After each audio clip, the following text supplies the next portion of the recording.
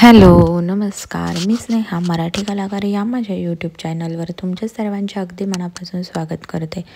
तर कसे आहात सर्वजण? आय होप मस्त आणि मजेतच असाल. तर सर्वांना सर्वप्रथम श्री स्वामी समर्थ. तर इथं तुम्ही कालच्या व्हिडिओमध्ये पाहिलंच असेल की मी दही लावण्यासाठी एक मातीचं भांडं विकत आणलं होतं. पण ते मातीचं भांडं आपण लगेच यूज नाही करू शकत आणि ते यूज करण्या अगोदर आपल्याला काही प्रिपरेशन करावी लागते. तर तीच मी आज तुमच्यासोबत शेअर करणार आहे. तर अगोदर ना आणल्या त्याला खूप धूळ होते, तिथे माती त्यांच्या इथे खूप धूळ होती. त्याच्यामुळे मग मी त्याला आणल्या आधी पाण्यात ठेवलं आणि हे पाण्यात मी 24 तास असंच पाण्यात ठेवणार आहे. आणि 24 तासानंतर मग ते परत काढून पुढची प्रोसेस करायची आहे. त्यानंतर मग इथं ना आज 1 तारीख होती, त्याच्यामुळे मग दुपारी तर हॉटेलला जेवण झालंच होतं आणि चीट डे पण झालाच होता. म्हणून मग संध्याकाळी ना घरी आल्यावर काही स्वयंपाक वगैरे नको म्हटले आहो, कारण एक टाईम खाल्लंच होतं. मग फक्त नवीन वर्षाचं देवांना पण नैवेद्य होईल म्हणून मग गाजरचा हलवा केला होता. तर म्हटलं मग त्या शॉर्टकट गाजरच्या हलव्याची रेसिपी पण तुमच्यासोबत शेअर करावं. तर इथं ना मी गाजर कट करून घेतलेले आहेत आणि हे ते गाजरातलं जे निब्बर असतं, तुमच्या इकडे याला काय म्हणतात मला सांगा. आमच्या इकडं ना याला गाजरातली मांजर असं म्हणतात. तर एक साईडला मी दूध पण तापत ठेवलेलं आहे आणि गाजराचे तुकडे करून कुकरला लावून घेतले थोडंसं पाणी टाकून. आणि हे बघा, हे भांडं मी असंच भिजत ठेवले. मी आता हे एक पूर्ण दिवस भिजत ठेवणार आहे. आणि कुकरच्या शिट्ट्या झाल्यानंतर ते गाजर काढून घेतलं मी एका छोट्याशा अशा टोपल्यामध्ये. आणि आता मग ना ते मॅश करून घ्यायचं गाजर. मला ही पद्धत खूप सोपी वाटते, नाहीतर ते गाजर किसत बसा, मग ते खूप कुटाणा आणि खूप वेळ पण जातो त्यात. हे ना इतकं झटपट होतं, अगदी 5 ते 10 मिनटातच हे होऊन जातं. 2 शिट्ट्या जरी काढल्या ना तरी मऊ गाजर शिजल्या जातं कुकरमध्ये. आणि असं मस्त असं मॅश करून घ्यायचं आहे ते. आणि मॅश केल्यानंतर कळतही नाही हे की किसलेलं आहे की काय नाही. तर त्यानंतर ना आता इथं मी बदाम घेतलेत काही. बाकीचे ड्रायफ्रूट्स तर अवेलेबल नव्हते, त्यामुळे फक्त बदामच होते. मग मी फक्त बदामच घेतलेले आहेत आणि ते ना मी खलबत्त्यात कुटून घेते. मला असे ओबडधोबड कुटलेले जास्त आवडतात, त्यामुळे मी खलबत्त्यात या ठिकाणी बदाम कुटून घेतले. आणि बदाम छान कुटून झाले का त्यानंतर मग त्यामध्ये ना विलायचीचे पण थोडेसे जे असतात ना त्याच्यामधले ते काळे बी, तर ते काढून घेतले 3-4 विलायच्यांचे. आणि मग मी ते मध्ये ते टाकलेत ते ह्याच्यात खलबत्त्यात आणि ते पण छान कुटून घेते.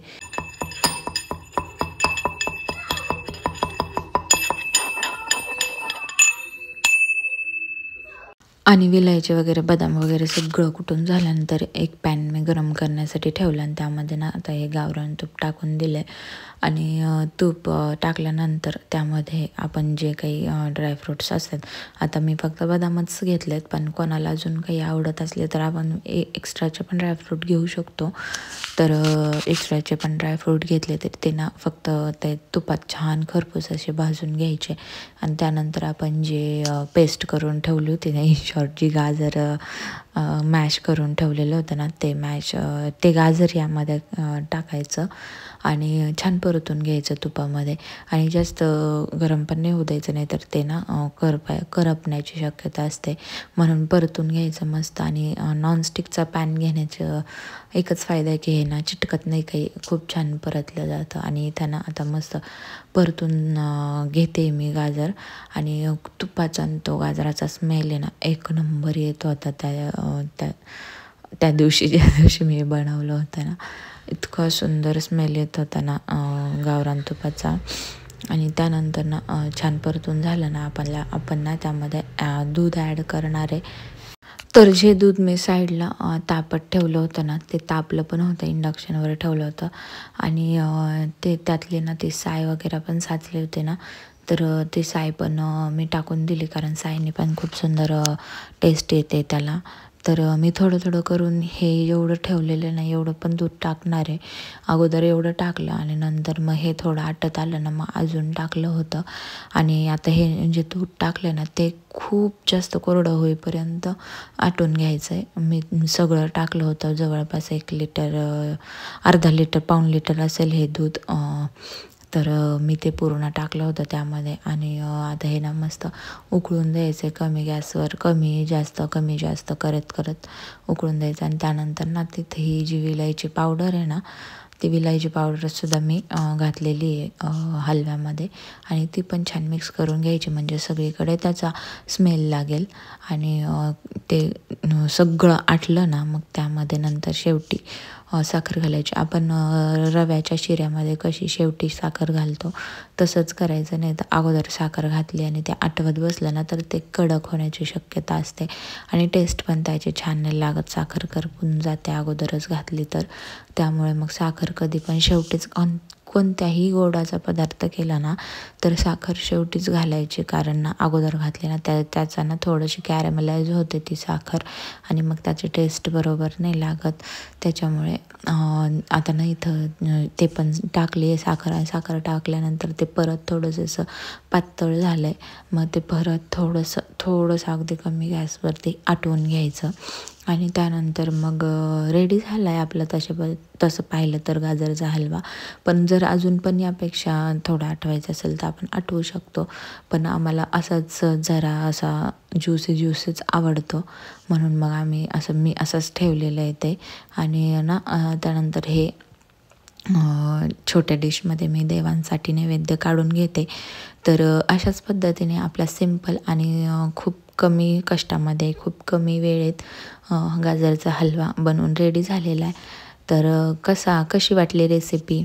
त्यानंतर ना आता रेसिपी तर झाली पूर्ण. आता दुसऱ्या दिवशीचा व्हिडिओ आहे हा पुढे मी कंटिन्यू करते, कारण मला हे भांड्याचा रिव्ह्यू पण एकाच व्हिडिओमध्ये द्यायचा होता ना, त्यामुळे. तर आता ना म्हणजे यूज कसं करायचं हे एकाच व्हिडिओमध्ये सांगायचं होतं ना, त्यामुळे मी हा पुढे कंटिन्यू दुसऱ्या दिवशीचा व्हिडिओ करते. तर लिंबू असतं ना आपलं, लिंबू घ्यायचं आणि मीठ. तर लिंबू आणि मिठानेच हे भांडं घासायचं, याला घासणी वगैरे लावायची नाही, कधीच लावायची नाही. म्हणजे जेव्हा आपण याच्यात दही लावून आणि त्यानंतर पण आपल्याला जर वाटलं ना तर हे भांडं जरा खराब झालं आहे, घासायचं आहे, तर तेव्हा आपण लिंबू आणि मिठानेच हे भांडं घासायचे असते. हेच नाही, इवन सगळेच मातीचे भांडे त्याला घासणी साबण वगैरे लावायची नसते. आणि त्याचमुळे मग मी इथं ना ते लिंबू आणि मिठाने भांडं छान असं घासून घेते आणि ते नंतर धुवून ठेवायचं. आणि मग आपण ते यूज करण्यासाठी धुवून ठेवायचं, मग ते सुकू द्यायचं आणि मग त्यानंतर आपण ते यूज करण्यासाठी प्रिपेअर्ड झालेलं असतं ते भांडं. तर तिथं ना थोडीशी मातीच होती तिथं जिथून त्यांनी मला हे भांडं दिलं होतं. त्यामुळे मी आलं ना लगेच भांडं पाण्यात घातलं होतं. पण एक दिवस मी पूर्ण ठेवले, असे 24 तास झाले असतील. आणि त्यानंतर मग मी हे दुसऱ्या दिवशी संध्याकाळी घेतलं होतं घासायला. तर तुम्ही पाहू शकता की कशी त्याच्यावरनं धूळ माती निघते आणि काही जे घाण असेल ते सुद्धा लिंबू मिठाने निघते, आणि काही जर्म्स असतील तर ते सुद्धा मरून जातात लिंबू मिठाने. तर छान असं व्यवस्थित सगळे काने कोपरे व्यवस्थित असे मी घासून घेतलेत. आणि त्यानंतर ते भांडं धुवून घ्यायचं आहे.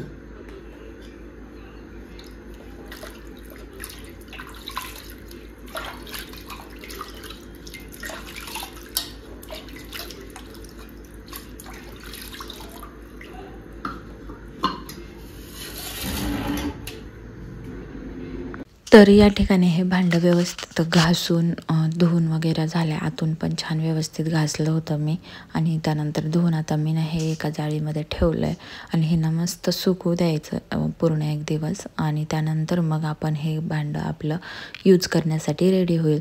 तसे तर मी हे यूज करताना पुढच्या एखाद्या व्हिडिओमध्ये मी शेअर करेलच की मी यामध्ये दही कसं लावते वगैरे. तर चला, असंच होता माझा आजचा छोटासा व्हिडिओ जर आवडला असेल तर व्हिडिओला एक लाईक, शेअर आणि माझ्या चॅनललाही सबस्क्राईब करायला विसरू नका. तर पुन्हा भेटूया अशा छानशा आणि नवनवीन व्हिडिओसोबत. तोपर्यंत बाय बाय आणि सर्वांना श्री स्वामी समर्थ.